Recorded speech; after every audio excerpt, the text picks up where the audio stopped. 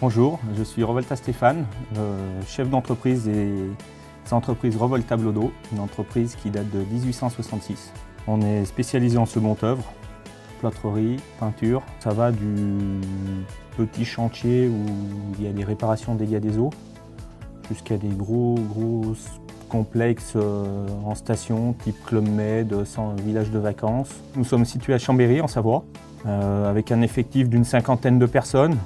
Gérer une entreprise, c'est gérer des hommes, gérer des relations, faire en sorte que les salariés se sentent bien dans l'entreprise, qu'ils aient envie de venir au travail, que les fournisseurs aient confiance, que les clients aient confiance. Nous, la RSE, on l'a indirectement intégrée dans notre entreprise avant même de faire le diagnostic, parce qu'on était déjà quand même dans une démarche QSE, à essayer d'intégrer le personnel dans les démarches de l'entreprise, d'inviter les prestataires, tous les intervenants extérieurs. Donc nous, ça nous a permis déjà de faire rentrer cette notion à nos équipes. Aujourd'hui, c'est quelque chose qu'on côtoie au quotidien, parce que nous, on entend beaucoup le mot HQE sur les chantiers. Donc nos équipes, ça leur permet d'être en phase avec les exigences des maîtres d'ouvrage. Ça fait depuis 2006 que j'avais mis en place un système de tri de plâtre. On triait déjà le plâtre, la ferraille, le bois. On a voulu malgré tout aller un peu plus loin. Aujourd'hui, non seulement on trie les matières premières, on a fait cette plateforme qui permet de trier les camions sans se casser le dos dans les bennes.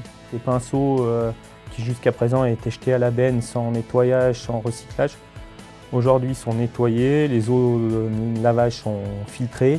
Donc voilà, on a essayé d'aller vraiment jusqu'au bout de la chaîne de tri des déchets. C'était d'abord un petit peu le but de ma démarche, de faire en sorte que les actions qu'on mette en place soient suivies d'effet.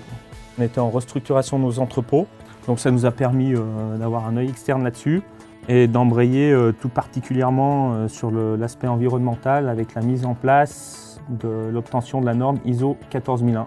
La norme environnementale. L'ISO 14001, en plus, ça demande tous les ans un audit de vérification, donc de pérenniser tout cet acquis et puis de continuer le développement, notamment multiplier les formations en interne. Ça demande une grosse implication de tous les intervenants de l'entreprise, y compris les prestataires extérieurs.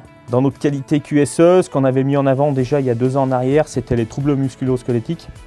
Donc on allait un petit peu plus loin dans la démarche puisqu'on a mis en place une salle de sport et qu'on envisage de faire venir un coach 1 heure par semaine pour que chacun puisse bénéficier d'un programme d'entraînement en fonction de ses besoins professionnels et puis personnels. Il faut qu'il y ait vraiment un timing qui soit donné, donc d'où l'importance de prendre un coach puis de se dire voilà, tel jour est consacré un peu plus à l'activité physique qu'un autre, quoi.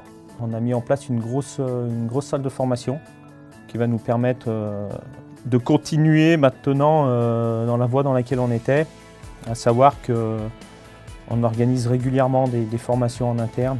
En parallèle de l'inauguration, on avait fait une journée formation sur les risques routiers. Après, maintenant, on a des plus techniques qui sont programmées, notamment par le biais des fournisseurs qui vont nous présenter les nouvelles techniques de mise en œuvre des matériaux. Donc ça, c'est ce qui est prévu cette fin d'année et début de l'année prochaine. On va certainement embrayer sur une norme OHS 18001 sécurité. Dans le bâtiment, en second œuvre, c'est quand même assez novateur, ouais.